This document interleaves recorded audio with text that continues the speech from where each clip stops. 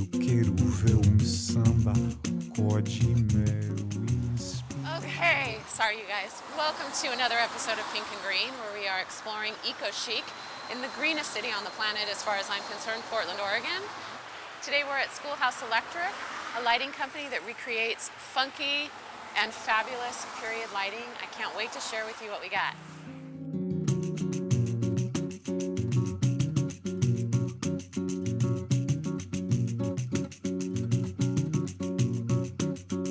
Here we are at Schoolhouse Electric in the showroom, which just the showroom itself is so sustainable. You can see that the brick walls are exposed and the building is kept to its original state as much as possible.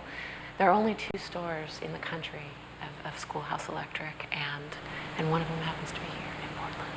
Yeah. It would be very easy to start a lighting company by just opening a lighting part book and picking out some parts that were made offshore. There's nothing proprietary or necessarily special about them, but they'd be readily available and inexpensive. We chose to take the higher road, and so all of our parts are custom designed in-house to be as period authentic as possible, and then we're having them made in LA using American brass, which is a higher quality brass, again environmentally, you know where the materials are coming from. There's not a mixtery metal mix. So we're having all those made in the US by American craftsmen using old world techniques. It's incredibly labor intensive how much labor goes into each part. I think in this day and age where we're so separated from the manufacturing process, it's easy to look at a part and think a machine spitting that out. In fact, our parts aren't at all. They're all handcrafted. So the factory is an exciting place for us because we're seeing all these old world techniques happening today with as much love and attention as I think happened in the past. And I think customers appreciate that, and I think that's why they shop and part with us. It's a beautiful product, but I think just like the foodie movement where people want to know where their vegetables came from. I think people want to know where, and understand and appreciate how things are made and the craft that goes into those. It's so easy to take it for granted, but people here love the story and they like being a part of that and supporting that process. One of the lines that I'm really impressed by and just sort of drawn into that feels exciting to me is this new line that they have here. And as you can see, it's funkier, it's more space age, it has that 60s feel to it. It's like the finishes are, I love the sort of metal roughness to it and the darker bronzy feel to it. I see these in like a really funky space. So in the buffing process, we're going to either scratch it and make it satiny and kind of a dull finish, or we're going to polish it. Just depending on the wheel, the compounds we use, we can make it shiny. So when you see something shiny out there, whether it's a candlestick or a light fixture, you have to realize that someone had to polish that to make it like that.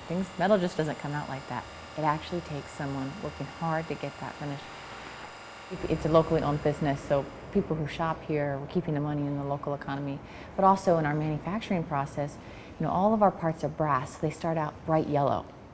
They're bright yellow. It's hard to believe because most of them finish, end up being a dark color, and that's all done through a chemical process. And many people would in order to make a shortcut, would just dump their spent chemicals into the waste stream, which has an obvious environmental impact. But we decided to do a closed loop system. It's more expensive for us to set up, but essentially nothing goes into the waste stream at all in our chemical processing. Everything is recycled, all the chemicals are reused, and all the water is reused. There's literally nothing that goes down the drain, which is fabulous, I think, for the environment. It's more feminine. It's a pendant drop with three lights on them, and it's a kind of softness that it has and this sort of calming mood energy, and that would just look beautiful in so many different spaces.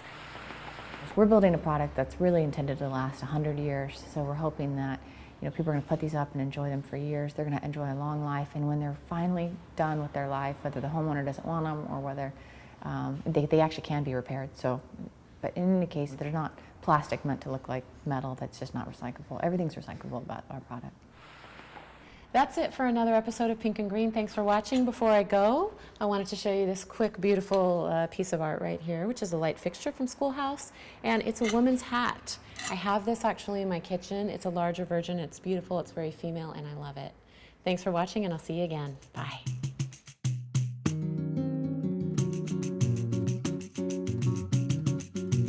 That's what edX doing. Just getting each part ready.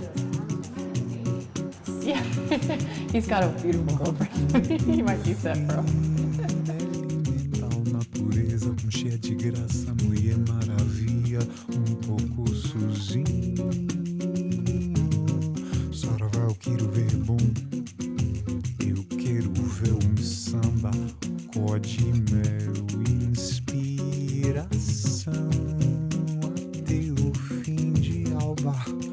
Quando você vai cantar a novidade, Saravá, eu quero ver bom, eu quero ver samba de oda,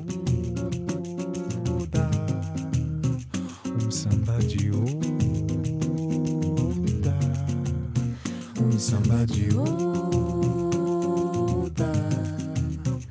samba de oda.